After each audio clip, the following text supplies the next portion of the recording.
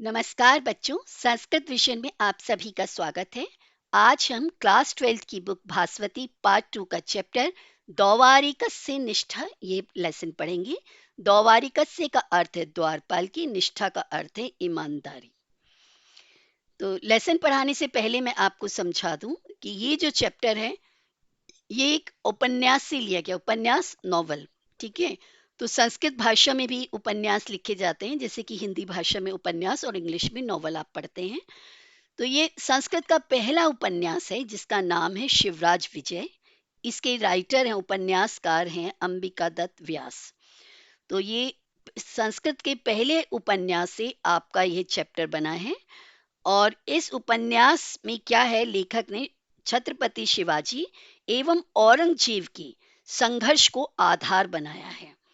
और इस पाठ में द्वारपाल की कर्तव्य निष्ठा, ईमानदारी, स्वामी भक्ति प्रदर्शित की गई है और उसकी परीक्षा ली गई है। तो बहुत ही सुंदर रोचक संवाद है। तो अब हम इस रोचक संवाद का आनंद लेते हैं बच्चों। तो लेसन स्टार्ट होता है। समृते किंचित अंधकारी। किंचित मतलब कुछ, अंधकारी मतलब अंधकार, समृते मतलब होने पर, यानी कि कुछ अंधकार हो रहा है। तो कौन सा टाइम हुआ बच्चों? Evening time. ठीक है। तो शाम होने को आई है, तो अंधकार होना शुरू हो गया है। इस समय पर दौवारी का जो द्वारपाल है, और द्वारपाल कहाँ का है? प्रताप दुर्ग। प्रताप दुर्ग का जो द्वारपाल है वो अपनी ड्यूटी कर रहा है। अब कोई अगर गेट कीपर जो होता है, द्वारपाल यानी द्वार अर्थात गेट, और पाल मतलब कीपर, यानी कि द्वार की रक्षा करने वाला, तो द्वार रक्षक यानी कि दौवारिक। तो वो जब भी आप द्वारपाल की पिक देखते हो, किसी द्वारपाल को देखते हो, ठीक है, बड़ी बड़ी जगह पर, तो क्या होता है, उसके कंधे पर बंदूक होती है। तो इस कंधे कंधे पर भुशुंडिम, बंदूक को निधाए रखकर, यानी कि उसने अपने कंधे पर बंदूक तान रखी है। ठीक है, बंदूक रखी हुई है जैसे एक सैनिक रखता है। निपुणम अच्छी तरह से, निरीक्षमाण देखते हुए, वो अच्छी तरह से देख रहा है। किसको देख रहा है? आगतम प्रत्यागतम। आगतम मीन्स आने वाले को, प्रत्यागतम मतलब जाने वाले, यानी कि आने वाले को और जाने वाले को। और के लिए संस्कृत वर्ड है च। वेदधाना, कैसे देख रहा है? अच्छी तरह से जानते और समझते हुए। अचानक क्या हुआ? कस्यापि, किसी की, पादक्षेप ध्वनिम, पैरों की आवाज, इव अश्रौषित, मानो उसने सुनी। तो एकदम चौकन्ना हो गया। ततः, इसके बाद, स्थिर भूयः, एकदम अलर्ट हो गया। पुरतः, सामने, पश्यन देखते हुए कि क्या है, किसके कदमों की आहट है। दीप प्रकाश है, दीपक का प्रकाश, सत्य होने पर भी, सत्य का अर्थ यहाँ पर सच नहीं है, यहाँ पर बच्चों संधि हुई है। तो संधि जब शब्द की हो जाती है ना, तो थोड़ा सा मीनिंग वाइज आपको विच्छेद करने पर ही पता चलेगा। सती प्लस अपि, सती मतलब होने पर, अपि मतलब भी। आजकल की तरह प्राचीन समय में ये कैमरा और ट्यूबलाइट्स वगैरह तो नहीं होती थी ना। तो वहां पर क्या था? दियों का प्रकाश होता था। जो दीपावली पर दीपक जलते हैं ना, ऐसे बड़े बड़े दिए जलाए जाते थे ताकि मार्ग में रोशनी हो। तो दिए के रोशनी के सहारे से देखा जाता था। तो हालांकि दीपक का प्रकाश था, लेकिन वो ध्यान से देखने की कोशिश कर रहा था। तो कम अपि अनवलोकन, ये जो शब्द है ना, इसमें देखो कितने शब्द घुसे हुए हैं।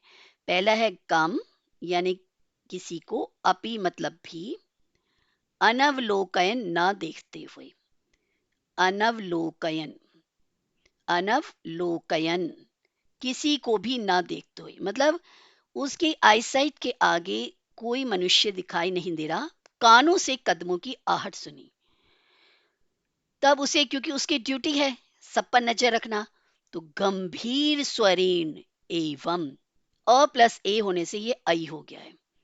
गंभीर स्वरेण, तृतीया विभक्ति एक वचन, एवं मतलब इस प्रकार।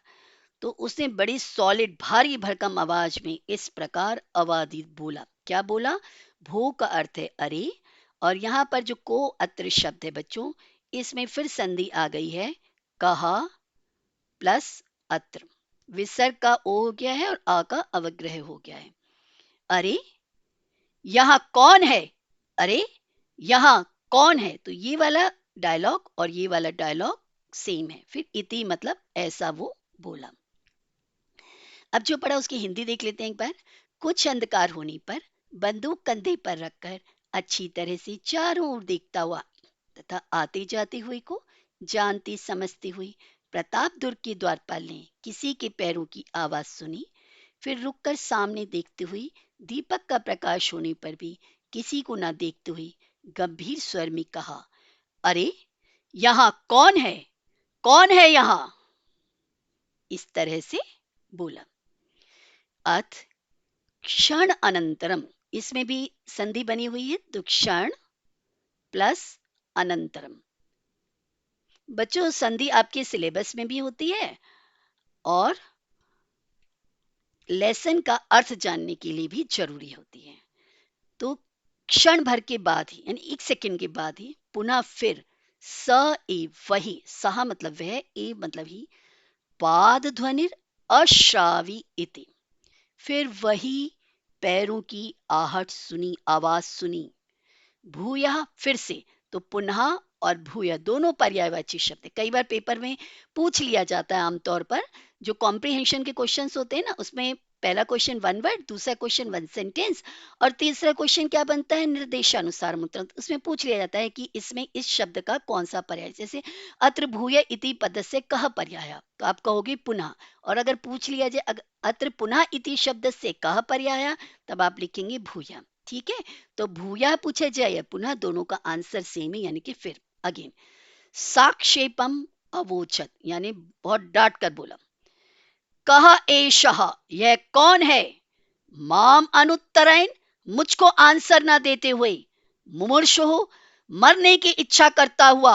समायाति, आ रहा है। बधिरा, बहरा है क्या। ततो फिर दौवारिक, हे द्वारपाल शांत हो भाव, शांत हो जाओ। किमिति, यह क्या, व्यर्थम बेकार में, मुमुर्षुरिति मरने का इच्छुक ऐसा, बधिरा बहरा ऐसा, चा मतलब और, वदसी बोल रहे हो, इति ऐसा, वक्तारम अपश्यत, वक्ता मतलब बोलने वाला स्पीकर, अपश्यत ना देखता हुआ, आकरणी सुना, ना देखते हुए, उसने फिगर नहीं देखी कि कौन बोल रहा है गेटकीपर ने, लेकिन उसके कानों में आवाज पड़ी है ये। और ये आवाज कैसी है, मंद्र स्वर, धीमी स्वर की है। मीदुरा यानी सॉफ्ट, स्नेक्स, वाणी मतलब वॉइस, बहुत ही सॉफ्ट साउंड सुनी, बहुत ही उसने प्रेमपूर्ण वाणी सुनी। एक क्षण के बाद पुनः वही पैरों की आवाज सुनाई पड़ी। फिर क्रोधपूर्वक उसने कहा, यह कौन बहरा है जो मुझे उत्तर न देकर मरने की इच्छा से यहां आ रहा है। इसके पश्चात द्वारपाल, शांत हो जाओ, क्यों व्यर्थ में मरने वाला और बहरा कहते हो। इस प्रकार बोलने वाले को बिना देखे ही गंभीर स्वर में स्निग्ध वाणी को द्वारपाल ने सुना। यहां तक समझ में आया बच्चों। अब आगे देखते हैं हम।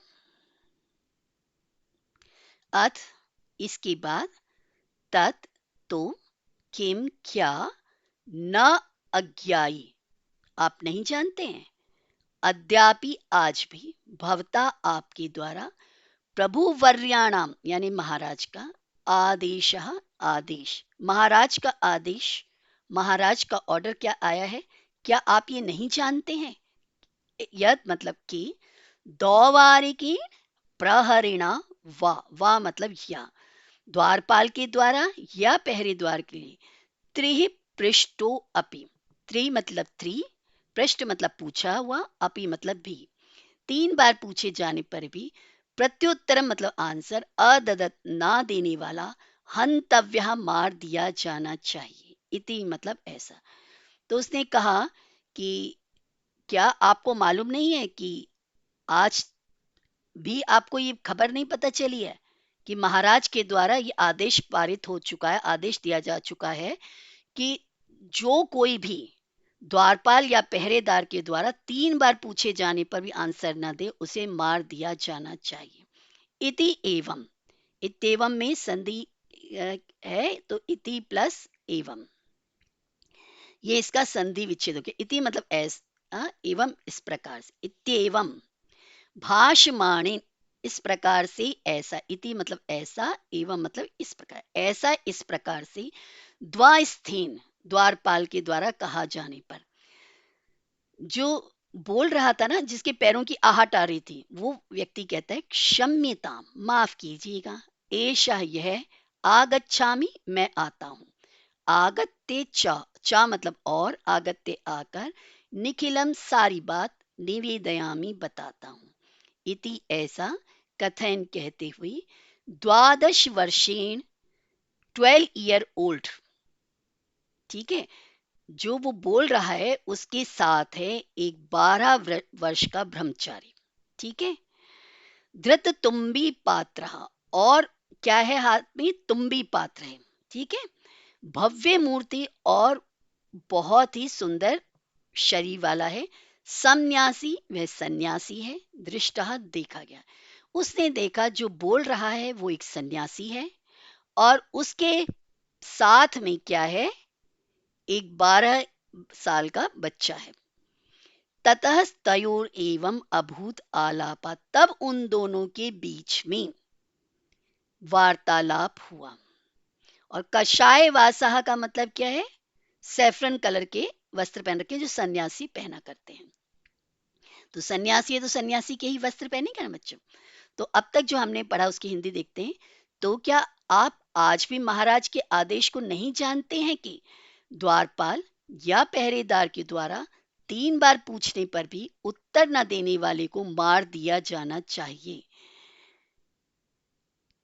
द्वारपाल के ऐसा कहने पर, क्षमा करें मैं आ रहा हूं, आकर सब कुछ बताऊंगा, ऐसा कहते हुए 12 वर्षीय भिक्षु बालक से अनुगमन किए जाते हुए, भगवा रंग का वस्त्र पहना हुआ, तुम्बी पात्र लिए हुई, भव्य मूर्ति वाली यानी बहुत ही सुंदर शरीर वाले किसी सन्यासी को द्वारपाल ने देखा। तब उन दोनों के बीच में इस प्रकार का वार्तालाप हुआ, ठीक है। तो जैसा वार्तालाप हुआ वो आगे अभी हम बताएंगे। अब ये है तुम्बी पात्र। एक तुम्बी बर्तन जो है वो ले रखा। तुम्बी पात्र क्या होता है, पात्र कहते हैं बर्तन को। बच्चों तुम्बी पात्र क्या होता है, एक छोटे खोखले कद्दू, कद्दू को कुछ लोग लौकी भी कहते हैं, एक वेजिटेबल होती है। तो खोखला होता है, यानी कि उसको खोखला कर लिया जाता है, उसका खोखला पार्ट लेके से बना हुआ एक बर्तन है, जिसे खासकर साधु या यात्री जल पीने के लिए इस्तेमाल करते हैं, यानी प्राचीन काल में करते थे। अब देखो जो हमने कहा ना कि वार्तालाप हुआ, बातचीत हुई, कन्वर्सेशन हुई, क्या हुई। सन्यासी कहता है कथम असमान, कथम कैसे, असमान हमको, ठीक है। कथम असमान कैसे हमको, हमको यानी कि सन्यासी को, अपी मतलब भी, कठोर भाषण, कठोर भाषण से, तिरस्करोशी अपमानित कर रहे हो। वो जोर से बोला था ना, अरे कौन है यहाँ, कौन है यहाँ, ऐसे बोला था ना जोर जोर से। तो वो कहता है कि कौन है, जो मतलब ऐसे तुम क्यों कर रहे हो, हम सन्यासी हैं और हमारे साथ ऐसा बिहेवियर ठीक नहीं है आपका, ठीक है। तो वो कहता है कि कैसे हम सन्यासी के साथ आप ऐसा कर रहे हो। दौवारिक जो है यानी कि द्वारपाल कहता है भगवान, हे भगवान, सन्यासी तुर्य आश्रम सेवी इति प्रणम्यते। आप चतुर्थ आश्रम, आपको हमने फर्स्ट चैप्टर में भी बताया था ना, अनुशासन वाले चैप्टर में, कि चतुर्थ आश्रम किसको कहते हैं। और हमने अभी आपको जो लेसन पढ़ाया था इसके पहले जो मैंने अपलोड किया है, प्रजानुरंजको नृपहा, उसमें भी बताया था। अगेन आज फिर बता देती हूँ। हमारी भारतीय संस्कृति में 4 आश्रम होते हैं बच्चों। तो जीवन की जो हमारी आयु है 100 वर्ष मानी गई है, कि अगर हम स्वास्थ्य नियमों का पालन करेंगे तो हम 100 वर्ष तक आराम से जीवित रह सकते हैं, ठीक है। ये ऐसे विधाता का विधान है। लेकिन अगर हम स्वास्थ्य नियमों की लापरवाही करेंगे तो फिर तो नहीं हो पाएगा, ठीक है ना। फिर तो एक्सीडेंट वगैरह कुछ भी हो सकता है। तब 100 वर्ष की आयु में इंसान को कैसे जीवन यापन करना चाहिए, इसके लिए 4 आश्रम बने हुए हैं। यानी कि सबसे पहला है ब्रह्मचर्य आश्रम। 7 ईयर ओल्ड से लेकर 25 ईयर तक स्टडी टाइम के लिए बुक है। तो गुरुकुल में बच्चा पढ़ता था, और जब वो 25 ईयर ओल्ड हो जाता था, तो 25 वर्ष जब उसके हो जाते थे, उसके बाद वो अपने पेरेंट्स के घर जाता था, फेयरवेल होती थी उसकी बहुत अच्छी, जिसको हम समावर्तन संस्कार कहते हैं, जो कि आपका लेसन नंबर 1 था। ठीक है। फिर उसके बाद 25 से लेकर 50 साल तक वो गृहस्थ आश्रम में रहता था, यानी कि अपने मैरिड होता था, वो शादी करता था, उसके बाद उसके बच्चे होते थे, रिस्पॉन्सिबिलिटी पूरी तरह से निभाता था, और जब 50 ईयर ओल्ड हो जाता था, उसके बाद वो फैमिली में किसी को अपनी सारी रिस्पॉन्सिबिलिटी सौंप कर, जो भी फैमिली में बहुत ही समझदार होता था उसको, और फिर वानप्रस्थ आश्रम स्वीकार कर लेता था। वानप्रस्थ आश्रम में वन में रहकर आश्रम में पूजा साधना सत्संग एटसेट्रा करना। ठीक है। फिर 50 से लेकर 75 वर्ष तक वे इसी आश्रम में रहते थे। फिर ये होता था तीसरा आश्रम। उसके बाद चतुर्थ आश्रम कौन सा होता था? संन्यास आश्रम।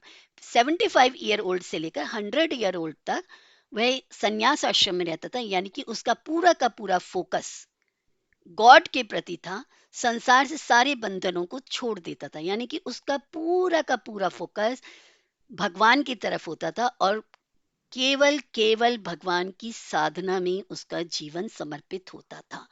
तो वो मतलब बहुत ही रिस्पेक्टिव बंदे होते थे। ठीक है। तो चतुर्थ आश्रम, तो इसलिए उन्होंने कहा कि हे भगवान, सन्यासी तुर्य आश्रम सेवी इति प्रणम्यते।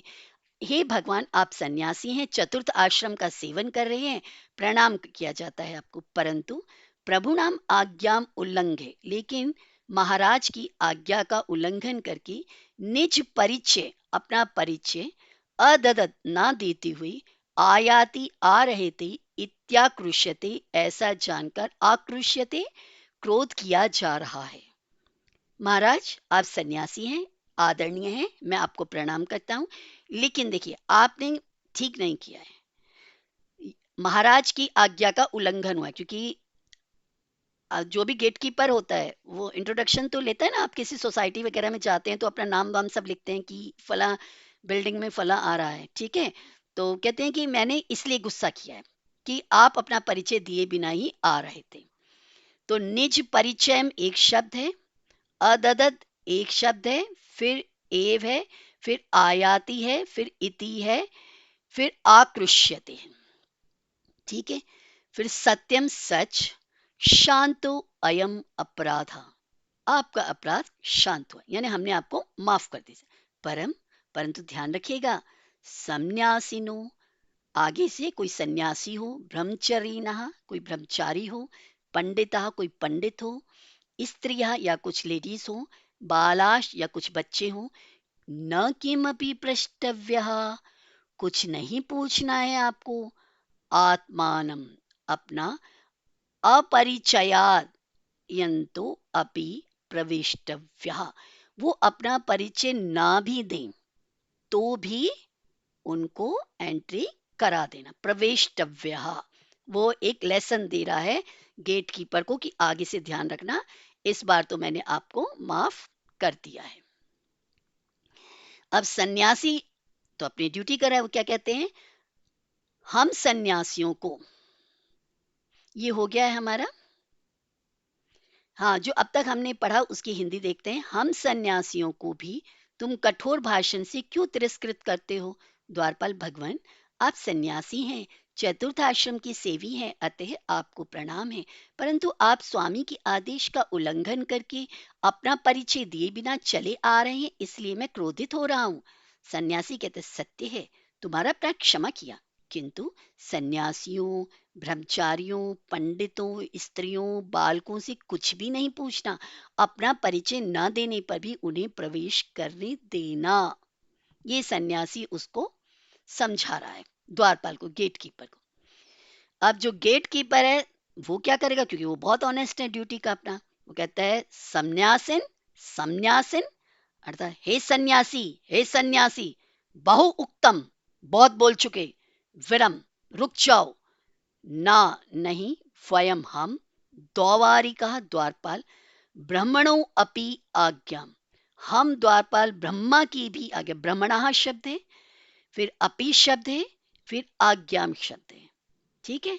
हम जो है ब्रह्मा की आज्ञा का भी प्रतीक्षामः, वेट करते हैं या ना मतलब नहीं।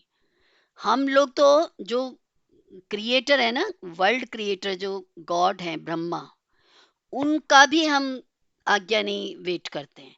केवलम हम किसकी आज्ञा मानते? केवलम महाराज शिववीर से, यानी कि छत्रपति शिवाजी की आज्ञा को वयम हम शिरसा, सिर से वहामा धारण करते हैं, यानी शिरोधार्य करते हैं। हे सन्यासी, तू क्या गलत गलत हमें सिखा रहा है? हमारे सामने अगर ब्रह्मा भी आ जाए ना कहने के लिए, तो भी हम उसकी बात नहीं मानेंगे। हम मानेंगे केवल अपने महाराज छत्रपति शिवाजी की। फिर आगे वो कहता है प्राहणिंग, यानी कि मॉर्निंग टाइम में, महाराज से संध्योपासन समय, महाराज की पूजा के समय में, भवादृशा नाम, आप जैसों का, प्रवेश समय भवती, प्रवेश समय होता है यानी एंट्री होती है, न तो रात्रौ, रात में तो नहीं। तो उसने कहा कि आपका जो एंट्री टाइम है वो मॉर्निंग है, प्रेयर टाइम, लेकिन ये है रात, रात में तो नहीं देंगे हम आपको एंट्री। तो जो हमने अब तक पढ़ा उसको देखते हैं। द्वारपाल कहते सन्यासी, सन्यासी बहुत कह चुके हो, अब रुको। हम द्वारपाल लोग ब्रह्मा की आज्ञा को भी नहीं मानते हैं, केवल महाराज शिववीर की आज्ञा को शिरोधार्य करते। शिववीर कौन है? छत्रपति शिवाजी। पूर्वाहन यानी मॉर्निंग टाइम में, आहन कहते हैं बच्चों दिन को, तो पूर्वाहन होता है मॉर्निंग टाइम और अपराहन होता है आफ्टरनून, ठीक है। पूर्वाहन में महाराज के संध्या पूजन के समय आप जैसे लोगों के मिलने का समय होता है, रात्रि में नहीं। ना उसको अलर्ट कर रहा है कि तुम रात में आए हो, कैसे एंट्री दें हम आपको, ठीक है बच्चों। अब इसके बाद बच्चों देखिए यहाँ पर द्वारपाल क्या कहता है, तत् किम कोपी न प्रविशति रात्रौ, तो क्या कोई भी रात्रि में प्रवेश नहीं करता है? फिर द्वारपाल कहता है साक्षेपम, गुस्से में कहता है, कोपी कथम न प्रवेशति, कोई भी क्यों नहीं प्रवेश करता है?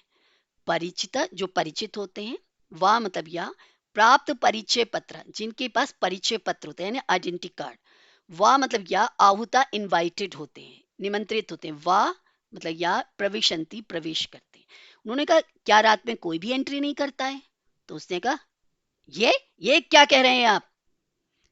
जिन जो परिचित होते हैं, जिनकी इंट्रोडक्शन होती है हमारे पास, और जिनके पास आइडेंटिटी कार्ड होता है, जो इनवाइटेड होते हैं, वो ही प्रवेश करते हैं। ना तो ये कि अभी, ना तो जो कोई भी एरा गैरा कोई भी नहीं प्रवेश करता ऐसा। समाग्रता आता है भवादृशा, आपके जैसे।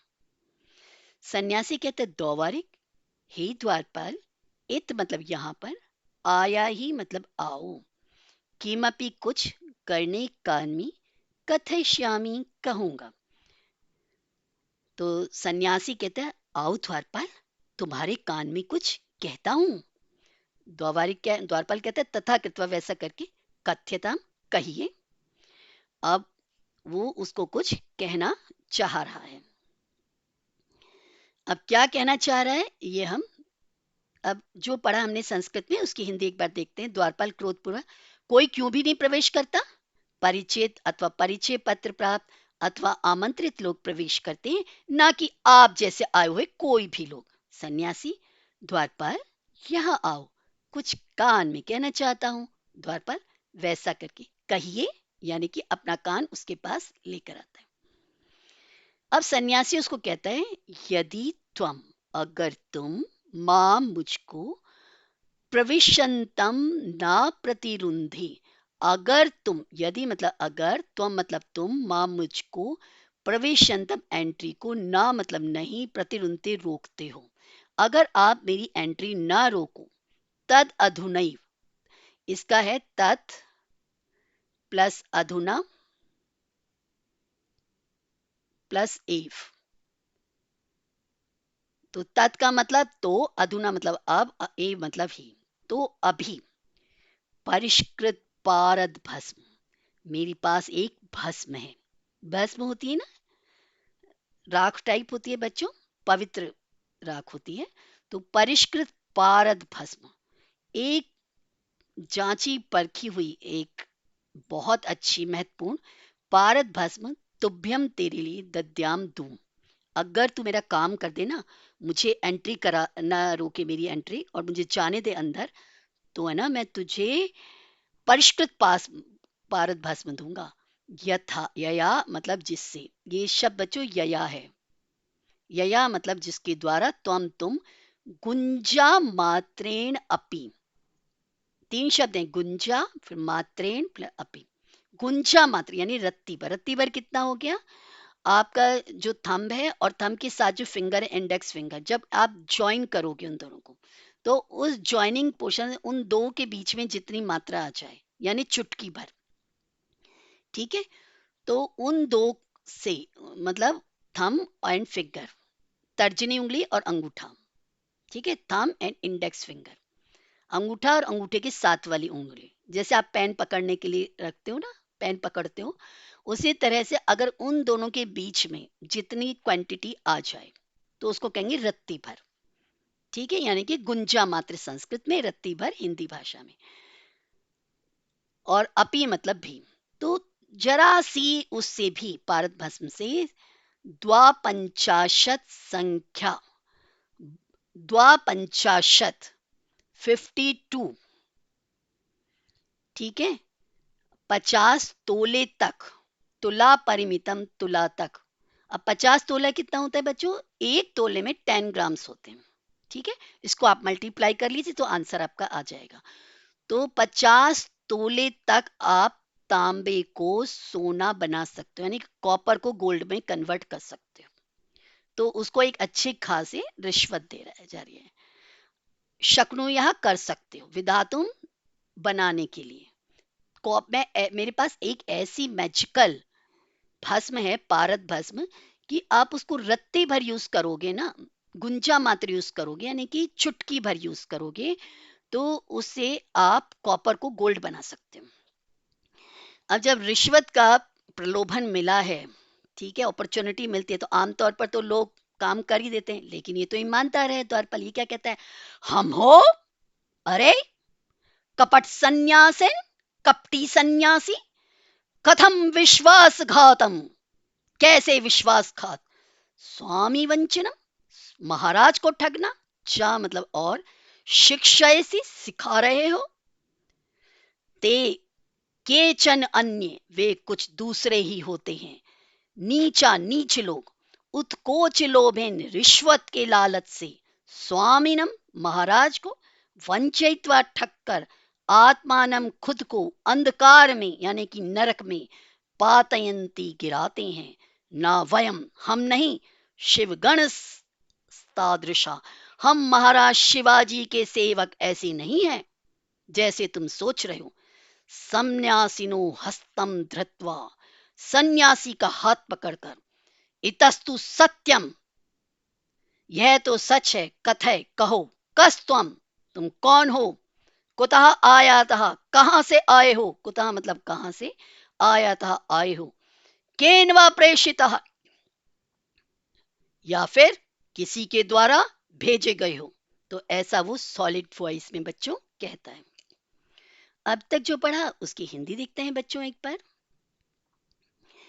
सन्यासी कहता है, यदि तुम प्रवेश करने से मुझे न रोको तो मैं तुम्हें इसी समय परिष्कृत पारद भस्म दे दूं, जिससे रत्ती भर से भी तुम 50 तोले तक तांबे का सोना बना सकते हो। द्वारपाल कहता है, अरे कपटी सन्यासी, तुम विश्वासघात और स्वामी को धोखा देना सिखा रहे हो। वे कोई और ही नीच लोग होते हैं जो रिश्वत के लोभ से स्वामी को छलकर अपने को घोर नरक में गिराते हैं। हम महाराज शिवाजी के सेवक ऐसे नहीं हैं। सन्यासी का हाथ पकड़कर इधर आओ और सच सच बताओ तुम कौन हो, कहां से आए हो, अथवा किसने तुम्हें भेजा है। समझ में आया बच्चों? अब आगे देखते हैं हम।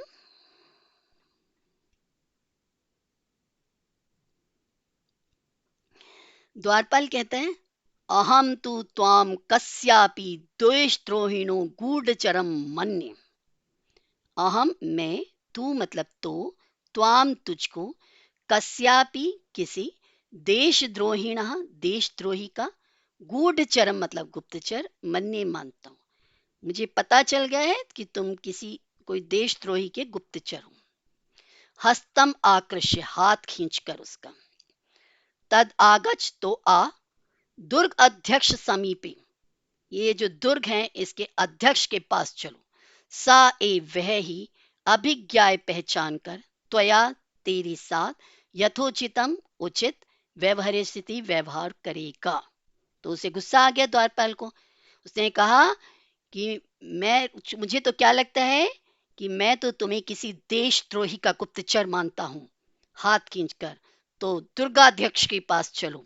दुर्ग के अध्यक्ष, दुर्ग के जो इस दुर्ग में वो पहरादार बन रहा होता, तो उस दुर्ग का जो ऑनर है उसके पास लेके चल रहा है। वे ही तुम्हें पहचान कर तुम्हारे साथ उचित व्यवहार करेंगे। तथा इसके बाद बच्चों क्या हुआ? सन्यासी तू, सन्यासी ने क्या कहा? त्यज, छोड़ दो। न अहम, ना मतलब नहीं, अहम मतलब मैं, पुनर् मतलब फिर से, आयास्यामी, आऊंगा। छोड़ दो मुझे, मैं फिर से नहीं आऊंगा। न अहम, न अहम, अहम न मतलब मैं, पुनर् एवं फिर से इस प्रकार, ना मतलब नहीं, कथयिष्यामि कहूंगा। छोड़ दो मुझे, मैं नहीं आऊंगा, फिर से ऐसे नहीं कहूंगा। महाशयु असी, तुम तो महान हो, उदार हो, दयालु हो। दयस, दया करो। इति, ऐसा। बहुधा, बहुत प्रकार से, यानी बहुत बार। अकथयत, बार बार वो गिड़गिड़ाया उसके आगे। दौवारिकस्तु, ये संधि है बच्चों। दौवारिका शब्द है और फिर तू है, विसर्ग को सा हो गया। तम आकृष्य, तम उसको, आकृष्य खींचकर। नयन एव प्रचलिता, ले जाता हुआ ही चल पड़ा। ठीक है, नयत प्लस है फिर एव शब्द है। नयन नेव। अर्थ इसके बाद दीपस से समीपम आगत्य, दीपक के पास आकर। सम्न्यासिनो उक्तम, सम्न्यासिना उक्तम, ऐसे शब्द है। सम्न्यासिना तृतीया विभक्ति एक वचन, फिर उक्तम, सन्यासी के द्वारा कहा गया। दौवारिक, ही द्वारपाल। न माम प्रत्यभ्य जानासी, क्या तुम मुझे नहीं पहचानते हो? ना मतलब नहीं, मां मतलब मुझको, प्रत्यभ्या जानासी, प्रति प्लस अभी जानासी शब्द है। क्या मुझे नहीं पहचान रहे हो? दीपक के पास जब पहुंच जाते हैं। अब तक जो पढ़ा उसकी एक बार हिंदी देखते हैं बच्चों। द्वारपाल, मैं तो तुम्हें किसी देशद्रोही का गुप्तचर मानता हूं। हाथ खींचकर, तो दुर्गाध्यक्ष के पास चलो, वे ही तुम्हें पहचान कर तुम्हारे साथ उचित व्यवहार करेंगे। तब सन्यासी ने अनेक बार कहा, छोड़ दो, मैं पुनः नहीं आऊंगा, मैं ऐसा नहीं कहूंगा। आप महान हैं, दया करो, दया करो। द्वारपाल तो उसे खींच कर ले जाने लगा। इसके बाद दीपक के पास आकर सन्यासी ने कहा, द्वारपाल, क्या तुम मुझे नहीं पहचानते? ठीक है बच्चों। अब इसके बाद क्या हुआ इसको हम देखते हैं। ततः, तब। पुनर्निरूपण, निरीक्षमाणु, निरीक्षमाणु देखते हुए। पुनः मतलब फिर से, निपुणम मतलब अच्छी तरह से। देखो ये एक पुनः शब्द है बच्चों, फिर और फिर निपुणम शब्द। निपुण का अर्थ तो आप जानते हैं ना, देखना, पहले भी हमने पढ़ा इसी लेसन में। पुनः इसके बाद फिर अच्छी तरह से उसने देखा सन्यासी की तरफ। द्वारिका स्तंभ पर्यचिनोत, और फिर द्वारपाल ने उसको पर्यचिनोत मतलब पहचान लिया। अरे, कथम, कैसे? श्रीमान, गौर सिंह। आ अरे, आप श्रीमान गौर सिंह? अरे, अरे, एक एड्रेसिंग वर्ड होता है जो मैंने पहले भी आपको बताया था, जैसे आजकल सर कहते हैं, पहले समय में आर्य कहते हैं। और क्यों आर्य कहते थे बच्चों, ये भी मैंने आपको बताया था। आर्य कहते हैं श्रेष्ठ को। हमारी सारी इंडियन का कैरेक्टर वाइज बहुत बेस्ट है ना। तो हमारे देश का नाम भी आर्यावर्त था, कि जिस देश में श्रेष्ठ लोग रहते हैं कैरेक्टर वाइज, ठीक है, तो उस देश को आर्यावर्त कहा जाता था। तो हम एक दूसरे को आर्य, ठीक है, आर्य पुल्लिंग शब्द है। तो आज की भाषा में इसको कहेंगे सर, और प्राचीन भाषा में इसको कहेंगे आर्य, यानी कि श्रेष्ठ, यानी कि ये एड्रेसिंग वर्ड है आर्य। क्षम्यताम, अनुचित व्यवहार, आप मेरे अनुचित व्यवहार को माफ कर दीजिएगा।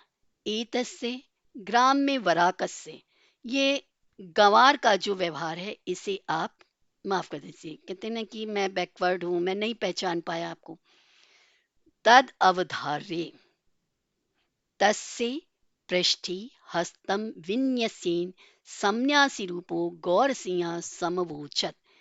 अब जो गौर सिंह था ना, जो सन्यासी बना हुआ था, वो उस दुर्ग का ऑनर था, वो उसकी परीक्षा लेने के लिए आया था द्वारपाल की।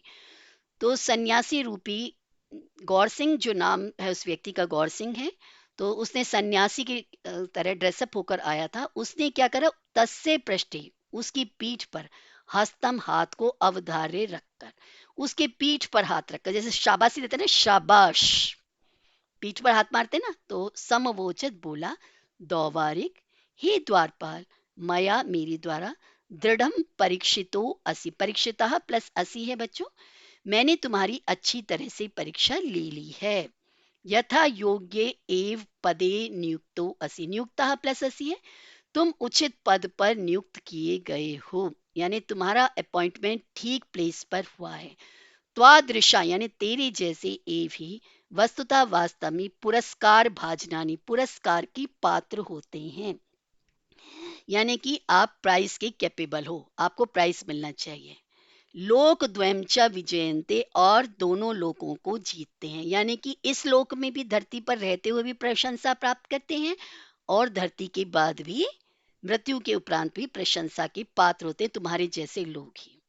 तो देखो, द्वारपाल की प्रशंसा जब तक द्वारपाल रहा था तो छत्रपति शिवाजी भी करते थे, गौर सिंह भी करते थे, और आज हम उनका लेसन पढ़ रहे हैं तो आज भी हम उनको एडमायर कर रहे हैं, यानी कि उनको अप्रिशिएट कर रहे हैं। तो बच्चों, कैसा लगा ये मेरा वीडियो आपको? मुझे उम्मीद है आपको ये चैप्टर समझ में आ गया होगा। अगर आपको वीडियो अच्छा लगा हो तो इसे प्लीज अधिक से अधिक लाइक, शेयर और सब्सक्राइब कीजिएगा। Thank you.